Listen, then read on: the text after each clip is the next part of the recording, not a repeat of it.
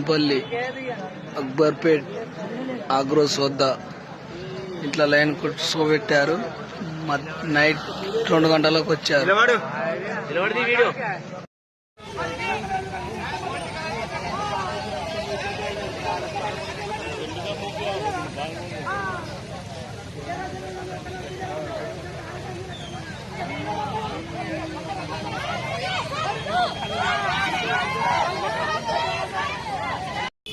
మనం పోతే అలా రట్ట దించనియ్యాడు.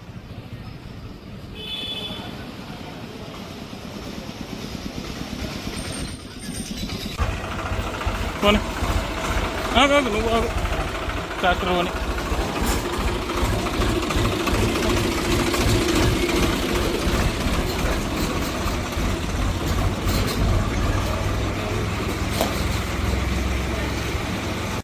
చెప్పండి.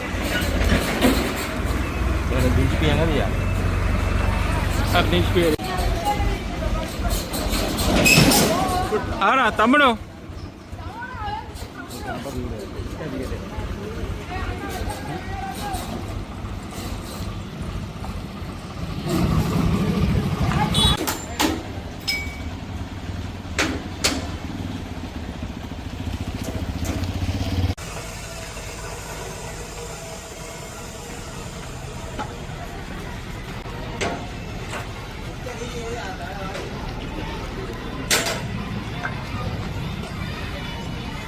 ఫోటో తీసుకొని పోతారు మేడం. విద్యార్థులను ఎందుకు పంపించారు బయటికి? Excuse me madam. Sir madam పేరేంటి?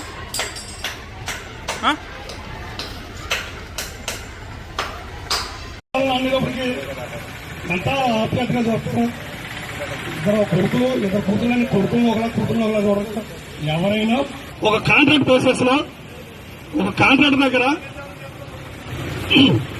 షిఫ్ట్ ఆపరేటర్ గా వాళ్ళు అర్హత షిఫ్ట్ ఆపరేటర్ గా కొనసాగుతున్నారు. ఆ షిఫ్ట్ ఆపరేటర్ సర్వీసులు ఒకే డ్యూటీ. ఆడు 8 hours చేస్తాడు, ఈడు 8 hours చేస్తాడు. ఆయన ఒక ఎల్సీ చేస్తాడు, ఎత్తలేస్తాడు. పని విధానం ఒకటే, కానీ వాళ్ళ బెనిఫిట్స్ 27 చిల్లర పాత శాలరీ. ఇప్పుడు 1 year బ్యాక్ 18 ఎంతండి? 18. అది లేని ఏదీ లేదు. కానీ మీరు అప్పుడున్న స్థాయికి వచ్చి అప్పుడు మీరు వచ్చారు. ₹1,000 జీతం తీసుకున్నారు షిఫ్ట్ ఆపరేటర్. అదే పని ఈ రోజు 18,000 ఈజీ పని అదే. కానీ సమాన పనికి సమాన వేతనం ఎమ్మెల్యేసి జేఏసీ కలిపేవాడు. మరి ప్రభుత్వాన్ని ఎన్నోసార్లు ఈ గవర్నమెంట్ కూడా అదే విధంగా కొనసాగుతుంది. కానీ అది కరెక్ట్ కాదు.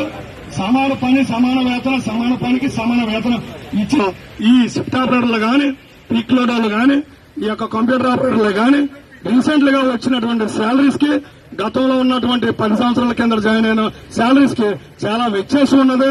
కానీ అటువంటి వ్యత్యాసం చూపించి వేసుకోవాలి. నువ్వు నీ ఇష్టం వచ్చినట్టు ఎప్పటికీ నీ ఇంట్లో పత్రం కాదు కదా. ఇది గవర్నమెంట్ పాలసీ. ఒకే పాలసీగా ఒకే పనికి